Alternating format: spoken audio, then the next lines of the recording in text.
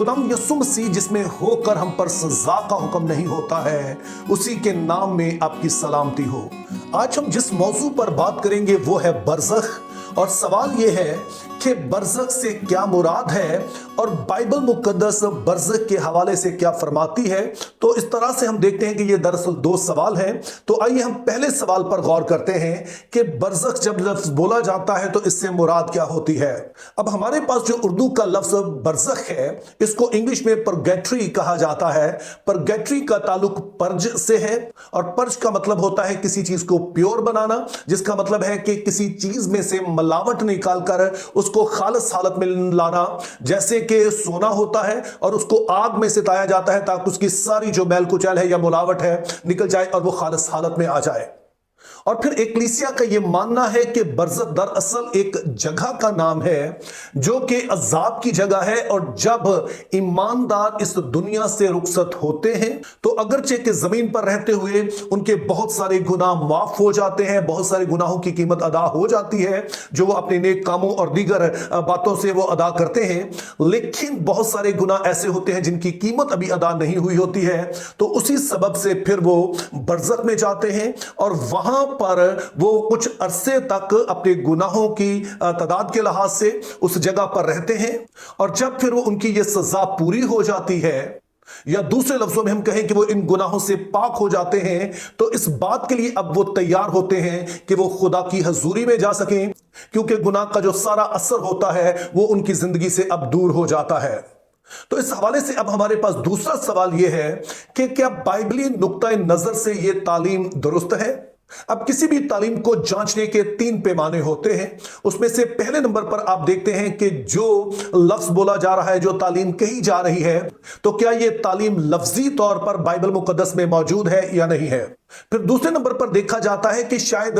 यह लफ्जी तौर पर बाइबल मुकद्दस में मौजूद ना हो, लेकिन शायद यह तालीम कुछ दूसरे लफ्जों में बाइबल मुकद्दस में मौजूद हो। इससे मुराद यह है कि तालीम तो बाइबल मुकद्दस में मौजूद हो, लेकिन वो सिस्टमैटिक वे में, बड़े ही मुनज़्ज़म अंदाज में या इन अल्फाज में पेश ना की गई हो। शायद दूसरे कुछ अल्फाज हैं उनके जरिए से यह तालीम दी गई हो। और फिर तीसरे नंबर पर देखा जाता है कि शायद यह तालीम जो है बड़े ही वाज़ेह तौर पर मौजूद ना हो, लेकिन फिर बाइबल मुकद्दस की किसी दूसरी तालीम से यह मुतसादम ना हो। तो इन्हीं 3 पैमानों पर हम इस तालीम को जांचेंगे। तो सबसे पहले हम देखते हैं कि क्या ऐसा कोई लफ्ज या इन अल्फाज में यह तालीम मौजूद है।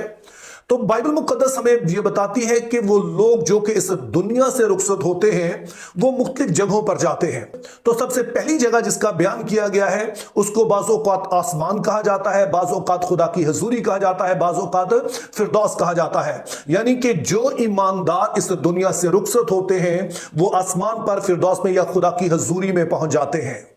दूसरी जगह जो हमें बताई गई है उसे आलमे अरवाह कहा जाता है।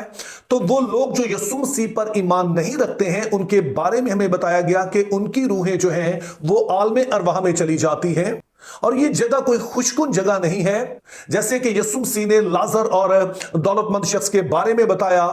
कि लाजर तो बाप अब्राहम की गोद में जाता है, लेकिन दूसरी तरफ हम उस दौलतमंद शख्स को देखते हैं कि वो एक जगह पर मौजूद है जहां पर वो बड़ी ही अजाब में मुब्तला है, वो एक खुशकुन जगह नहीं है, वहां पर है। तो हम यहां पर याद रहे कि बस उलमा का मानना यह है कि यीशु मसीह इससे पहले कि अपने नजात का काम मुकम्मल करते,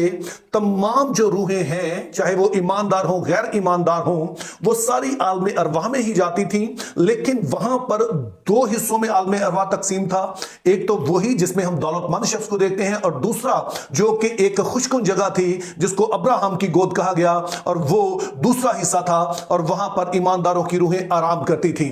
तो हम यीशु मसीह ने जब नजात का काम मुकम्मल कर दिया तो नए अहदनामा की एक मुतसलसल के साथ तालीम यही है कि जो ईमानदार दुनिया से रुखसत होते हैं वो खुदा के हजूर में जाते हैं। तो जो नए अहदनामा की तालीम यह है कि अब आलमे अरवाह वो जगह है जहां पर वो लोग जो यीशु मसीह पर ईमान नहीं रखते हैं वो जाते हैं, और वो वहां पर तब तक रहेंगे जब तक आखिरी अदालत नहीं होती है। और फिर एक तीसरी जगह जो हमें बताई गई है वो जहन्नुम या आग और गंधक से जलने वाली झील है, और ये वो जगह है दरअसल जिसके बारे में बाइबल मुकद्दस बताती है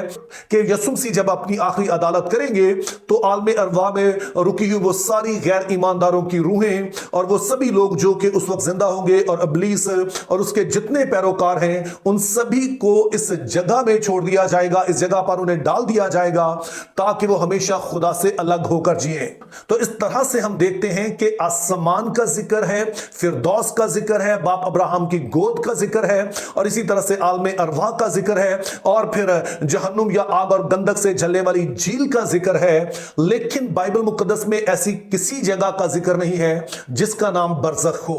तो अब आइए हम दूसरे पैमाने पर इस तालीम को जांचते हैं, यानी देखते हैं कि चले शायद लफ्ज बरज़ख इस्तेमाल ना किया गया हो लेकिन यह तालीम कहीं पर मौजूद हो कि जो ईमानदार जब मरते हैं तो उसके बाद वो कुछ देर के लिए ऐसी किसी जगह पर रहते हैं, उनको प्यूरिफाई किया जाता है। या दूसरे लफ्जों में कहेंगे कि उनके जमीन से रुखसत होने के बाद और खुदा की हजूरी में जाने के बीच में किसी तरह का कोई पड़ाव आता है, कोई ऐसी जगह मौजूद है। तो इस हवाले से भी बाइबल मुकद्दस की जो तालीम है वो कदरे वाज़े नजर आती है। उसकी पहली मिसाल हम उस डाकू की सूरत में देखते हैं जो कि यीशु मसीह के साथ मसलूब किया गया था। जब वो यीशु मसीह पर ईमान ले आया और उसने यीशु मसीह से दरख्वास्त की कि जब तू अपनी बादशाही में आए तो मुझे भी याद रखना, तो यीशु मसीह ने उससे कहा तू आज ही मेरे साथ फिरदौस में होगा। अब ज़हन में रखिए कि इस शख्स को डाकू कहा गया है, बदकार कहा गया है, लेकिन इसके बावजूद यीशु मसीह कहते हैं तू आज ही मेरे साथ फिरदौस में होगा। यानी कि जब तेरी जान निकल जाएगी तो तू बीच में किसी ऐसी जगह पर नहीं रुकेगा जहां पर तुझे उन सारे गुनाहों की कीमत अदा करना पड़े। वो सारा कुछ जो तूने पीछे किया है उसके लिए तुझे अज़ाब में डाला जाए ताकि तेरी रूह जो है किसी तरह से तैयार हो जाए, तेरी रूह को किसी तरह से प्यूरिफाई किया जाए, बल्कि स्ट्रेट अवे जैसे ही तेरी जान निकलेगी उसके साथ ही तू मेरे साथ फिरदौस में होगा। तो इस तरह से हम देखते हैं कि ना सिर्फ बरज़ख का कोई लफ्ज इस्तेमाल नहीं हुआ है बल्कि ऐसी किसी जगह का हमें नहीं बताया गया कि जो एक दरमियानी जगह हो जहां पर ईमानदारों को कुछ देर के लिए रुकना पड़े। तो अब हमारे पास तीसरा पैमाना है कि क्या यह बाइबल की किसी तालीम से मुतसादम तो नहीं है। तो बदकिस्मती से इस लिहाज से भी बरज़ख का जो आइडिया है वो बाइबल मुकद्दस की जो इंतहाई बुनियादी तालीम है उससे मुतसादम है,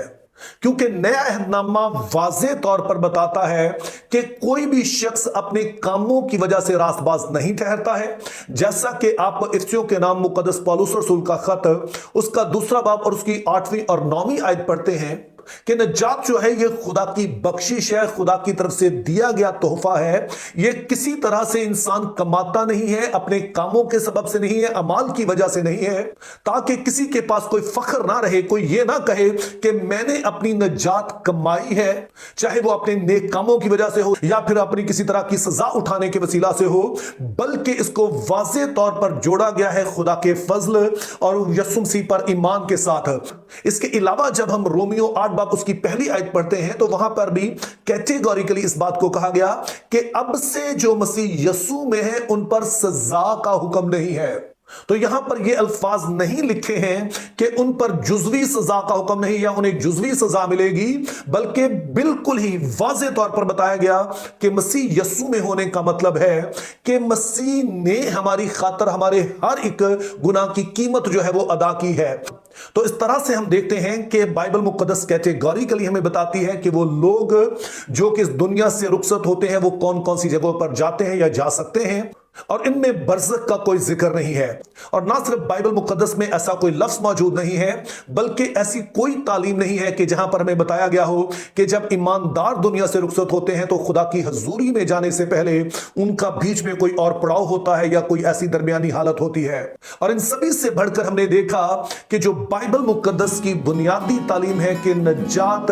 यीशु मसीह पर ईमान लाने से खुदा के फजल से होती है, मसीह में होने के सबब से हम पे सजा का हुक्म नहीं है, ये उससे भी मुतसादम है। तो इस तरह से ये तालीम जो बाइबल मुकद्दस का वाज़े मुकाशवा है उस पर पूरी नहीं उतरती है। Think biblically, live purposefully, have a very good day.